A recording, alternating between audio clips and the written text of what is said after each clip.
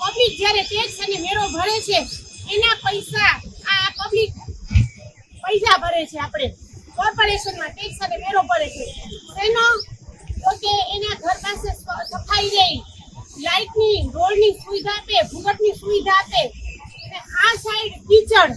હવે આ એની મહેનતથી પોતે પૈસા ભરે છે, એ બધા પૈસા નો કોઈ મતલબ નથી. બિચારાના બધા પૈસા કાદા કિચડમાં જાય છે અને આ માથે પહેરેલું આ છે પદાધિકારીઓ અને અધિકારીઓ જે ખાલી ફક્ત રાક્ષસ જ છે, ખરી રીતે રાક્ષસ છે.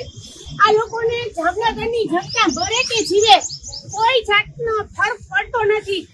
હું છેલ્લા 8 વર્ષથી બોર્ડમાં રજૂઆત કરું પણ મને હજી સુધી એમ નથી થયું કે બોર્ડના પ્રશ્નનું નિવારણ ક્યાંય પણ આવ્યો હોય.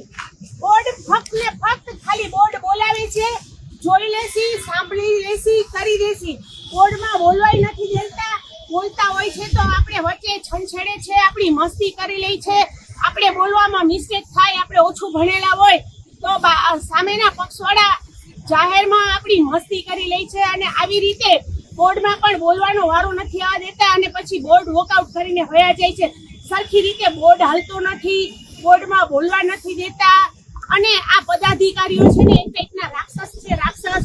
અધિકારીઓ અને પદાધિકારીઓ એક ટાઈપના રાક્ષસ છે, રાક્ષસ. આ લોકોને ખરી રીતે જનતાની પડી નથી. આ જનતાના પૈસા છે અને આ જનતાના પૈસાનું પરિણામ છે.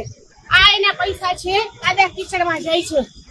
આ લોકો જે છે, આ લોકો ગુલામનગર સાઈડથી આવ્યા છે, છેલ્લા 6 મહિનાથી ફરિયાદ કરે છે ભૂગર્ભની, પણ એ લોકોને એમ કહે છે કે તમારો પ્રશ્ન સોલ્વ નહીં થાય. મિત્રો, આવા જ વિડીયો અને શોર્ટ્સ જોવા માટે આજે જ અમારી ન્યૂઝ રૂમ યુટ્યુબ ચેનલને સબસ્ક્રાઇબ કરો.